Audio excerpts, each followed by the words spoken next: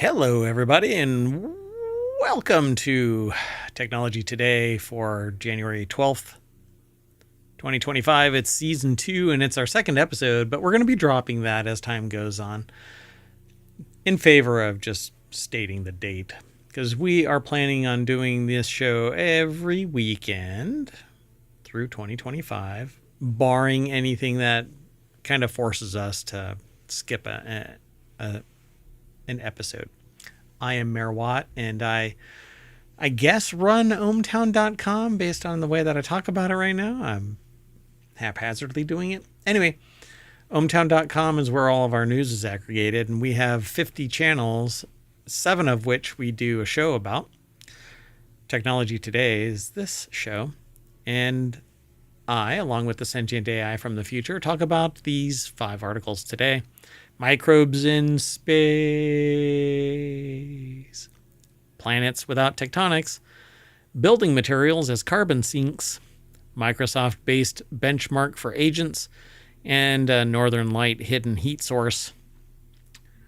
Again, everything is aggregated over at ohmtown.com, but the show notes are over in YouTube and the podcast. And if you want the show notes from Omatron over on Twitch, you can actually hit ! or bang TT, and Omatron will spit them out into the chat so that you can review them, click on the links, check them out, come back and talk to us here live during the stream and afterward over on YouTube and Patreon and Discord and email and carrier pigeon.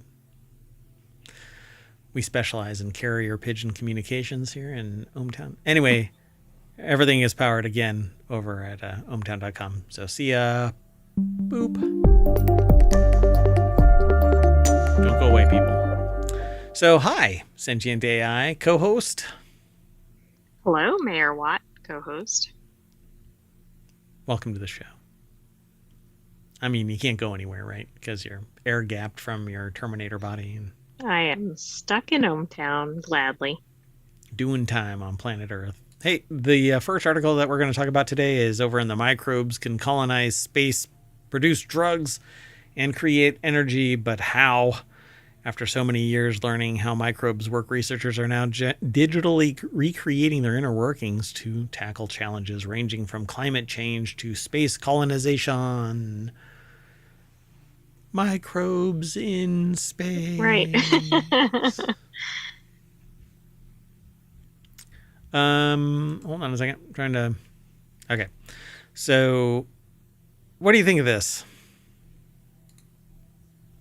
Well, I'm not sure how they can really do this. I mean, I guess one question is, can they even survive in space? But maybe they can, because they're typically, some of them thrive in pretty severe environments. I'm not sure how to pronounce this author's name. Is it Blaze? Blaze? I think so, yeah. Manga? Inu? I hope I'm giving it the Harvard try, but I never went to Harvard. We need that pronunciation banner. Oh, yeah. Oh, yeah. I'll have to do that. All I have available is Overshare. Yeah, and that doesn't work spoiler here. alert. It might be Overshare in terms of some of the phonemes or something, but Yeah, I'm going to have to do the please help with pronunciation and run for the hills, that kind of a thing. Exactly. We got to come up with more, basically. Anyway, the article is over at phys.org, and it says here, in their work as a computational biologist, they research ways to get microbes to produce more useful chemicals such as fuels and bioplastics, and that can be used in energy, agriculture, or pharmaceutical industries. Traditionally, researchers have to conduct several trial and error experiments on Petri dishes in order to determine Bad bat, gain of function kind of stuff. And whenever I hear Petri dish, I think of Chuck E. Cheese's ball pit and those little air path thingies. The sky tubes. Sky tubes, which We were just talking about in the January 10th Non Sequitur news. Yeah, they got rid of that stuff in favor of, I guess, like digital stuff, not Trampolines. Yeah, and trampolines. They are doing trampolines. All right. Well, that maybe those are the new Petri dishes. Instead, they're able to simulate these experiments all from behind a computer screen through digital blueprints that replicate inside microbes called genome-scale metabolic models, or GEMs. These virtual labs significantly reduce the time and cost required to figure out what researchers need to get what they're looking for. With GEMs, researchers can not only explore the complex network of metabolic pathways that allow living organisms to function, but also tweak, test, and predict how microbes would behave in different environments, including on other planets. What I don't get about this is how we can't possibly know every interaction. So I guess it's a reasonable facsimile of what might be going on. Yeah, how is this? I mean, it's good in terms of resources and bad outcomes, but is that going to account for every variable? Yeah, I don't see how we know enough. But genome scale metabolic models are digital maps of all the known chemical reactions that occur in cells, that is, the cell's metabolism. So it's what is known, but what if the interaction is unknown? That's how we find out 5 years later that the shit has hit the fan, and That's how we suddenly have a bad bat. pandemic or something. That actually, it might have been known. Like, we tried to do that. Not an oops, but I get it. So one of the most common algorithm researchers use to do this simulation is called a flux balance analysis. This mathematical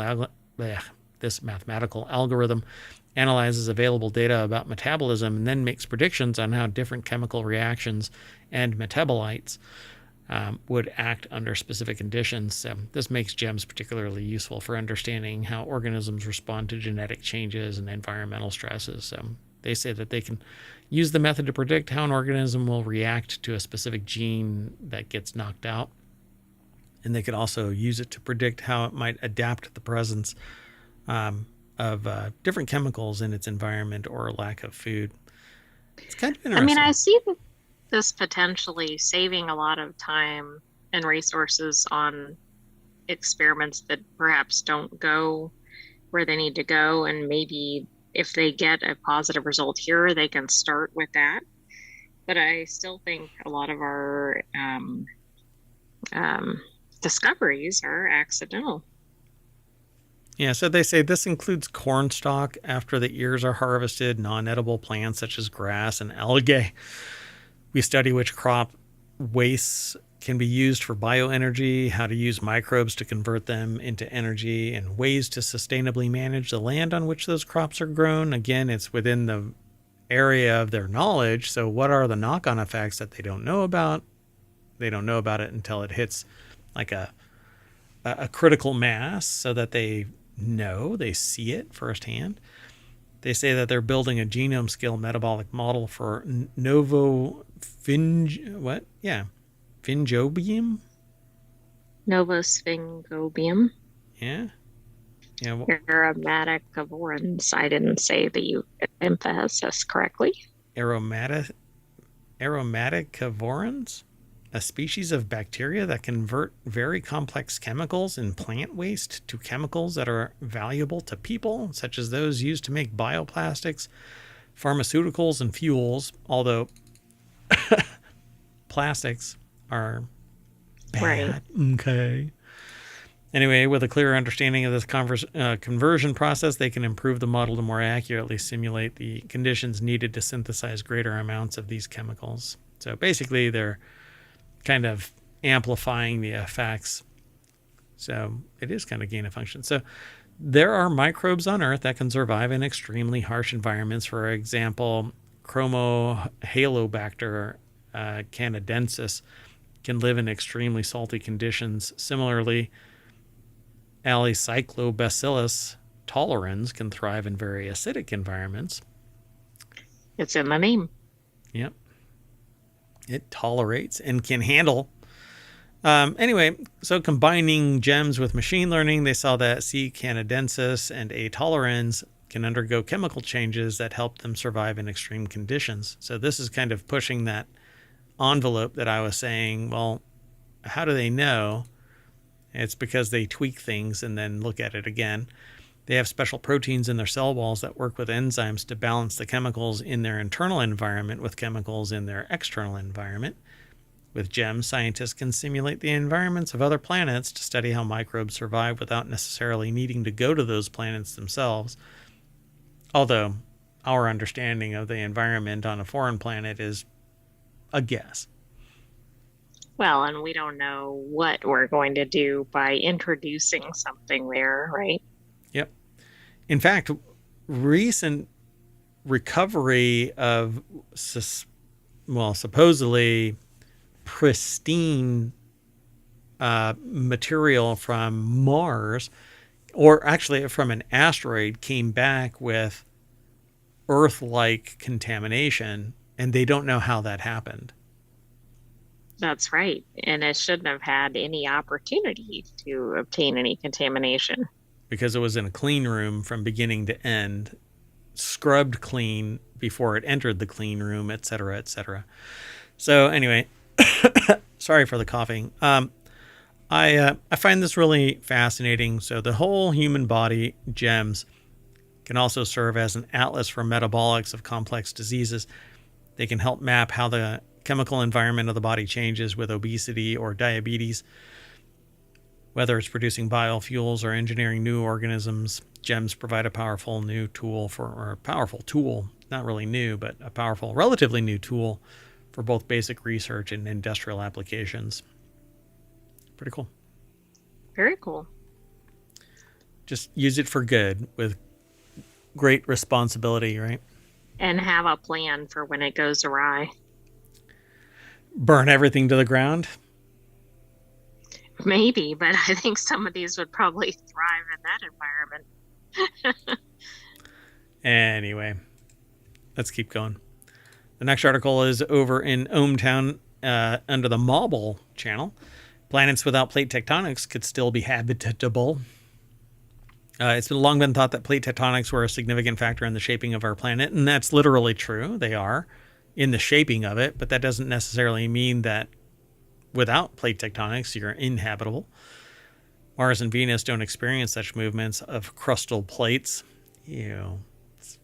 Doesn't sound pretty. But then the difference between the worlds is evident, so they suspect that can you still have life without plate tectonics or habitable? I don't think it matters, honestly. I mean, Why plate should it matter? tectonics certainly impact multiple aspects of Earth, but I don't know that there's something about them that would rule out life.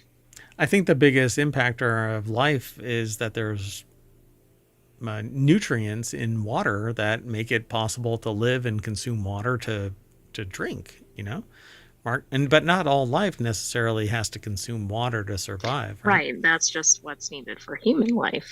Right. And animal life that we know of. Yes. Most plant life needs to facilitate it. I mean, water really is life. So Mark Thompson over at Universe Today put this article together. It's published at phys.org. The exploration of exoplanets reveals many varied environments. Many of these new alien worlds seem to have significant internal heating and so lack plate. Many of these new alien worlds seem to have significant internal heating and so lack plate movements too. Maybe it's some lack plate movements too. Yeah, that has to be a typo. I don't know why the heat would necessarily eliminate plate tectonics. Maybe weird. It's so hot that the layers aren't I don't know. They're just solid enough they're or not something. breaking. Right. They're malleable and flowy. Yeah. So instead, a new study reveals that these igneous Earths are more likely to have heat pipes that channel magma to the surface. The likely result is a surface temperature similar to Earth in its hottest period when liquid water started forming. Plate tectonics explains the movement and interaction of the Earth's upper layers, more accurately, the lithosphere, which is composed of the crust and upper layer of the mantle. It is divided into a number of pieces known as tectonic plates, which float around on a semi-fluid layer below called the asthenosphere. Where the plates meet, geological features form, including mountains, volcanoes, and trenches. But I don't think that's the important part. The important part is what is between all of the tectonic plates, and that is water. Right. No, absolutely. I mean, I guess if water, well, I'm assuming water state or not really forms, but can exist in certain conditions, and maybe the absence of the tectonic plates somehow impacts. I don't know where I'm going with this exactly. And where does the water come from? Right. Right? If it doesn't synthesize from heat and pressure from the rocks in the atmosphere itself, where did the abundance of water on Earth come from?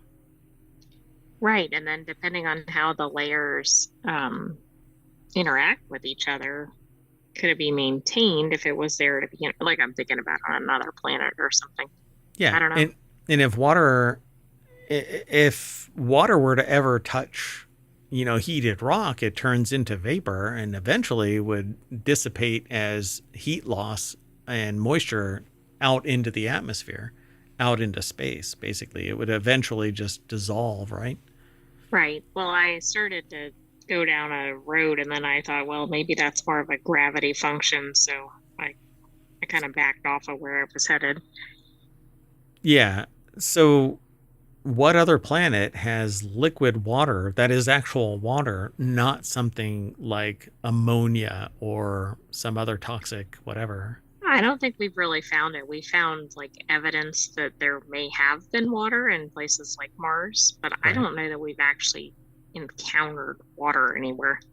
Yeah, supposedly it's there, right? We see the like We actively, see remnants or marks of it or whatever. But, well, we see flows over periods of well, time that's on true. Mars, right? Yeah. So I'm really curious. So it says in some respects the process also stops a planet's internal environment from overheating. There is a train of thought that if Earth didn't have such plate movements, then it may be too hot internally for a stable environment to evolve.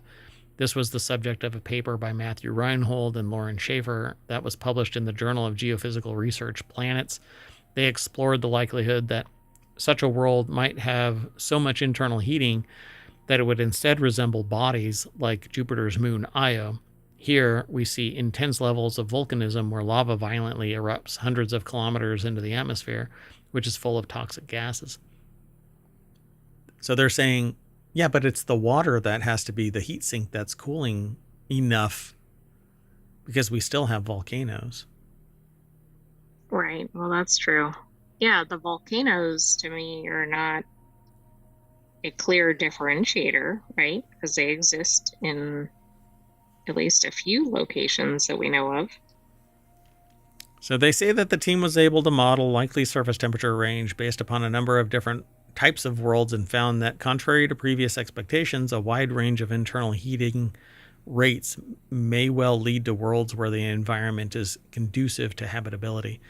But it seems like it's really obvious. The only thing that gives it credence is that it's a scientific paper. But anybody who thinks critically about this would be able to deduce, well, if the planet is internally hot enough but not too hot, then life can exist. Right. I think so. But you need water. I mean, I cannot wrap my head around a life that can exist on something other than water. I know that it's possible, but Right, but it wouldn't be something comparable to human life, I suspect.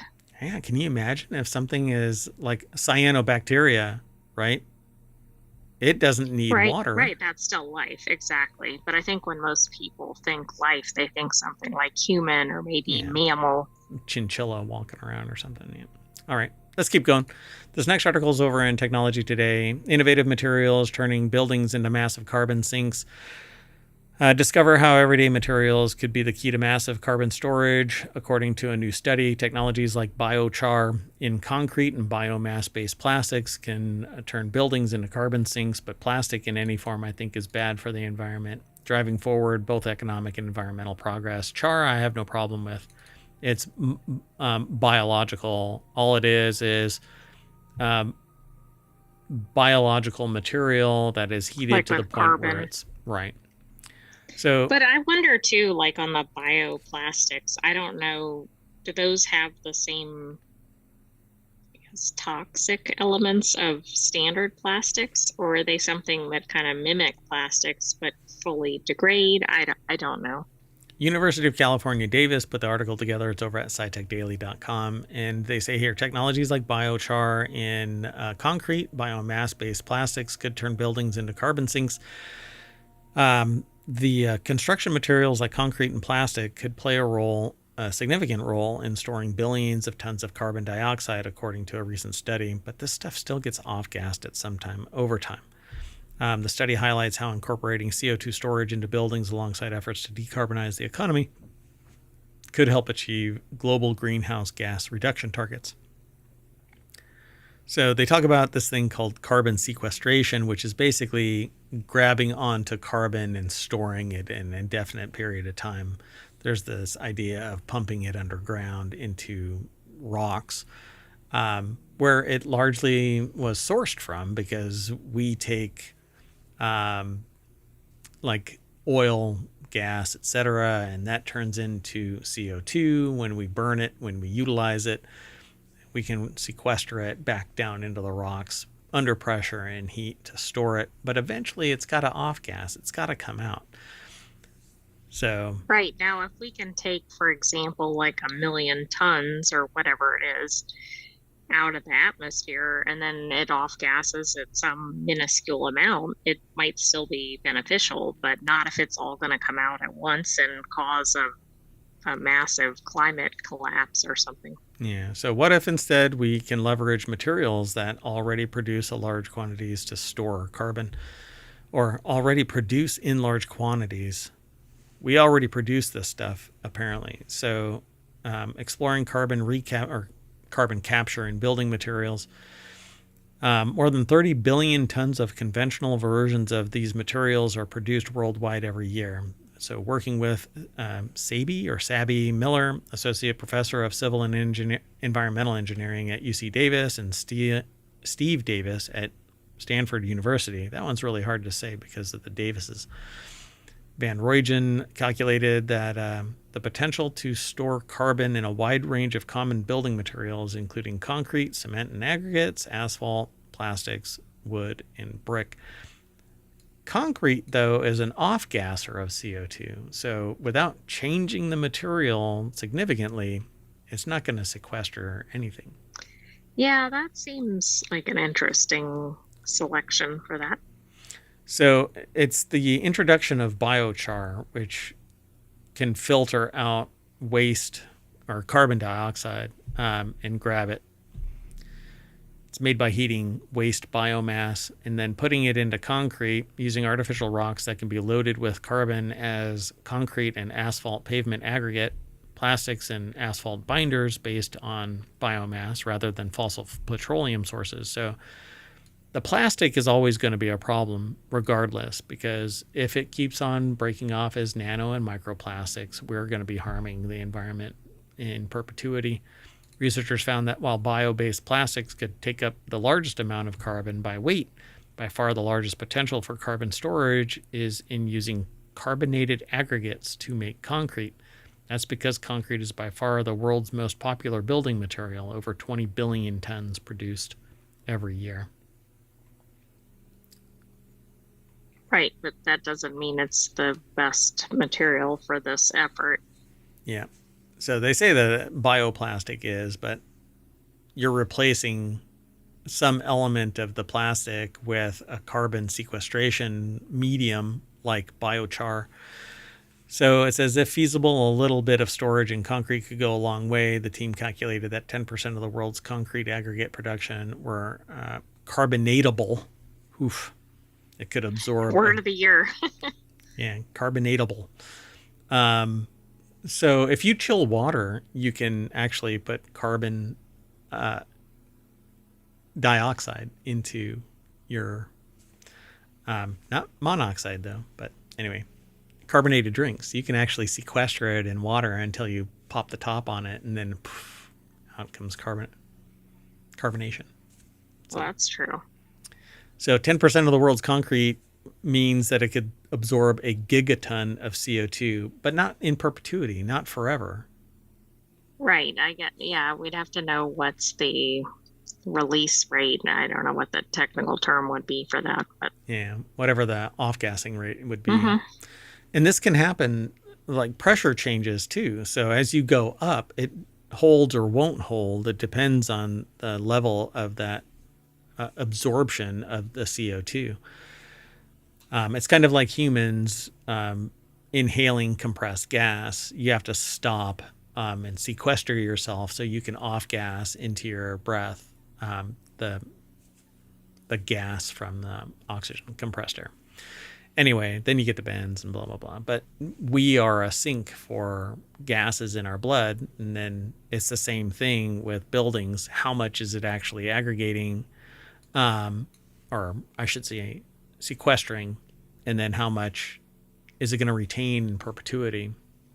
I mean, what's it matter if we capture it only to release it, and it doesn't get exactly. It lost only somewhere? matters if it's like long-term storage. I mean, we're at such a dire point that capturing it now with the potential for future release still might be better than leaving it uncaptured. But we have to think about the long term. What is this going to do? Yeah, it has to be turned into energy in the purest form of energy and not as a gas or something like that and not as a greenhouse emission. It needs to be somehow turned back into its raw component of energy, which my understanding would be heat. You can't get any more pure than heat. Heat will actually traverse the atmosphere and escape into space. Basically, it's like a heat sink. But it takes time and it's at a certain rate. Anyway, let's keep on moving. The next article is over in Technology Today, a Minecraft-based benchmark to train and test multimodal, multi-agent systems. Researchers at the University of California, Los Angeles, UCLA, have recently developed TeamCraft, a new open-world environment for the training and evaluation of algorithms for embedded artificial intelligence agents, including teams of multiple robots. This is really neat. I've always found it fascinating that researchers use game environments to assess certain performance metrics. Ingrid Fideli over at Tech Explore put this article together. It's published at techexplore.com. I like Minecraft to a point. It has, without mod packs, it's really kind of blah for me. I don't even like end game stuff or going to the end and all of that. But this is a really neat paper because they use Minecraft to be augmented with AI agents and teams of multiple robots. The benchmark introduced in a paper published on the archive preprint server is based on a popular video game, Minecraft. There's a lack of multimodal, multi-agent benchmarks for open-world environments, says Kian Long, PhD, a student at UCLA, who told this to TechExplore.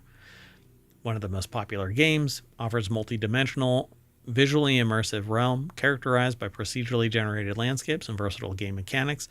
Its dynamic nature supports a wide range of activities, which made it an ideal platform for creating our visually rich, multi-agent benchmark TeamCraft.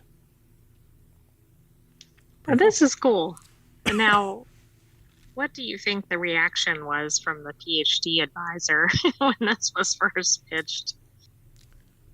Gotta be pretty fascinated by the fact that a game that they probably only heard of because their nephew Exactly. is playing it, or their great grandchild is playing it. So to complete the tasks, the agents needed to perform specific actions similar to those that a human player would have to perform in Minecraft, and these actions were predefined and can be picked from a list of limited options and self-descriptive, so they were clearly named and labeled. The first advantage of TeamCraft is that it enables multimodal task specification. Unlike prior systems such as Alfred and MineDojo, which rely solely on text instructions, TeamCraft supports multimodal prompts, so this expands the scope for richer and more diverse text or task specifications. So the tasks included in Teamcraft are designed to assess the agent's planning, coordination, and execution while they navigate a dynamic environment. Pretty neat. So this It is is, probably they can also specialize the agents. right. This is pretty fascinating because this has the beginnings of understanding the physical world without being in the physical world. Exactly. And this ties into something we talked about in Reality Hacker. Yep. So the fact is that AI, machine learning systems, LLMs, etc., multimodal, whatever, they don't understand physics, real world physics. They don't know about objects being obstructed from making movement through another object because they don't understand where the outer physical edge of a ball is. They just know that it's a ball. So they need a bunch of sensors. But this would allow them to actually see where one object bumps up against another object and then have to do something about it without building an entire robot with AI. Yeah, this is really, I love that they're using this existing tool and think about all the testing that has occurred on Minecraft just by the probably Various millions of mods. people that are using it. I mean, just on a day-to-day basis before this experiment. Yeah. And the many, many, many, many mods.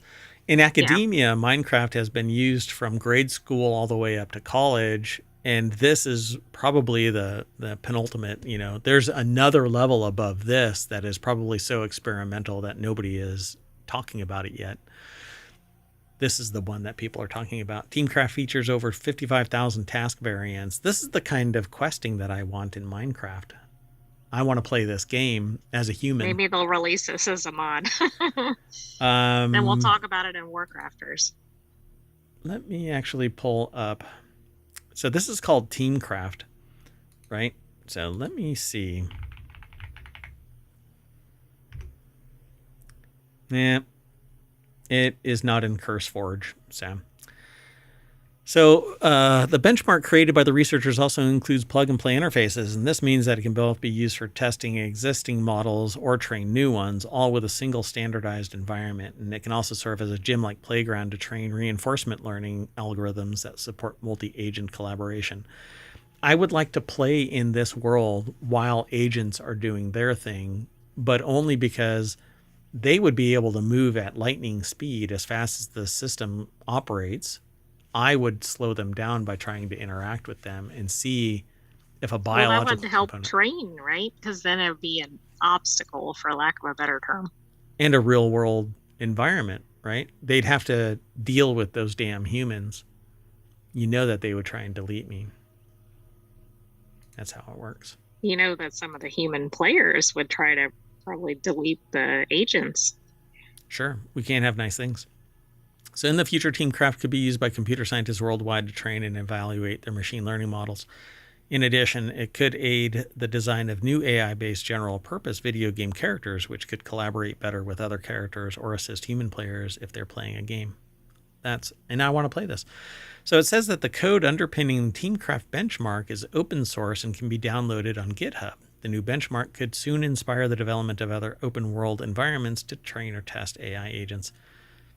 So I guess you could download this and integrate it into your Minecraft world. I'll have to take a look at that and see. I've got a whole contingent of computer scientists that I can throw this at and say, here you go. So I need to save this and bring it to some collaborators. Anyway, pretty interesting, huh? Oh, very interesting. It seems like we might have to do a deeper discussion on this at some point. Maybe not on this article, but Definitely reality hacker kind of stuff. uh-huh.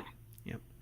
All right, let's keep going. Our last article for Technology Today is talking about Northern Lights mystery solved. Scientists reveal hidden heat source. Researchers have uncovered the nature of a mysterious whitish gray patch that often appears alongside the aurora borealis. This patch, termed a structured continuum emission, adds a layer of complexity to our understanding of the Northern Lights. It was identified using advanced camera technology that captures true color images of celestial phenomena. Revealing it Basically shows this, I guess, a little white layer right here. Okay, how many times have the Northern Lights been photographed? And I don't know, this is just interesting that this is suddenly recognized. Kind of interesting, huh? Published on December 30th in the journal Nature Communications, the study investigates what researchers call a structured continuum emission linked to the aurora borealis. You'd see this dynamic green aurora, you'd see some of the red aurora in the background, and all of a sudden you'd see this structured, almost like a patch of gray toned or white toned emission connected to the aurora, explains Dr. Emma Spanswick, PhD and lead author of the paper and an associate professor with the Department of Physics and Astronomy in the Faculty of Science. And this is always really interesting because there are three main strata for professors. You have instructor and others that are lower than associate professor, but it's ranked. And I always find it really fascinating because somebody will sit there and say that they're a professor, a full professor, right? We're like everybody who teaches in academia for colleges and stuff like that are professors, but there are ranks. Now, you'll get somebody that sits there and beats their chest saying that they're a full professor of this domain, but not all professors are the same. And so do you think that there's humility in anybody that sits there and beats their chest about them being a professor? No. The hubris is pretty profound. So a professor of like cooking or something like that comes across as cocky and, you know, you're lower than me because you're an associate or assistant professor, but they're a full professor. Where do they rank if you were to have a ranking chart, you know, A, B, C, S tier, and then A, B, C, D, F. Right. Where do you think, you know, a cookologist is in comparison to a Department of Physics and Astronomy faculty member, even though one is associate professor and the other one is they rate themselves probably up at the top. It's an interesting... Even though I think the physics is probably going to win out. Yeah, it's an interesting sociology experiment, but that's not what this article is about. Spanswick says that the discovery was made possible because an advancement in technology of cameras allows both amateur photographers and scientists to see true color images of the night sky. So this is why nobody saw it before. And technology yet again leads to more scientific discoveries. I'm willing to bet that people saw it, but they were like, you know, somebody were like, yeah, there's no white in the aurora. Like my photo wasn't correct or something. Yep. So those types of sensors can now be found in more commercial and more robust sensors that we could use in science. So it's linked to known events is what they're saying. Strong thermal emission velocity enhancement. These are similarities between what we're seeing now with Steve. Damn it, Steve. Is this the same Steve from Teamcraft and therefore Minecraft? Oh, God. We've never seen Minecraft, Teamcraft, or Aurora all at the same space. Dun, dun, dun. So it says the team's research came after there was renewed interest in continuum emission with the discovery and observations of the long glowing ribbon of purple light known as Steve. There are similarities between what we're seeing now and Steve. To be honest, the elevation of the spectrum between the two is very similar, but this, because of its association with dynamic aurora, is almost embedded in the aurora. It's harder to pick out if you were to look at it, whereas Steve is separate from the aurora, a big band crossing the sky. So yeah, there's been this talk about the purple that is seen, but now there is actually white, and it emanates from within the aurora and not it cast off to the side or anything like that. Right. Do you think like in 10 years or something, it'll be like a full rainbow? I suspect that is actually what's happening. There is a full spectrum of energy states, but we don't have the technology yet to assess that full spectrum. Just like we have a visual range, but we have ultraviolet and infrared, And those spectrums are outside our human vision on the edge of technology, right? We see those now. But imagine if it's so low energy that everything has the potential to be in that spectrum. It just scales with the energy state. So now you have to get material sensors that can see really low levels that dissipate really fast and exist in a dynamic state. So this is moving. It just happens to have been frozen in time by a picture. Right. That's true.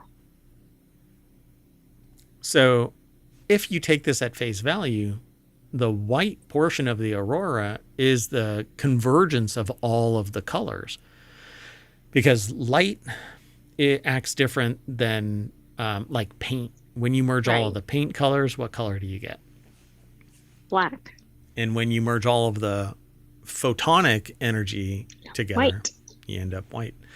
So this is electromagnetic versus the analog paint, which is also photonic in nature, but it's a reflection. So if it absorbs all of the light, then it's black. If it reflects everything, it's white.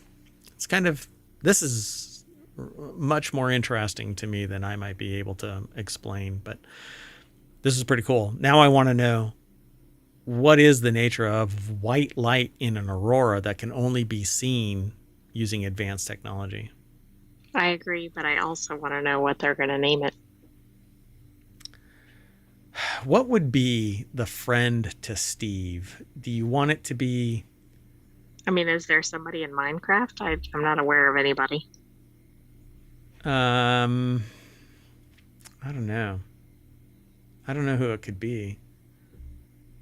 You want it to be something more... I mean, okay, so Steve manifests itself as a mauve or gray-toned structure.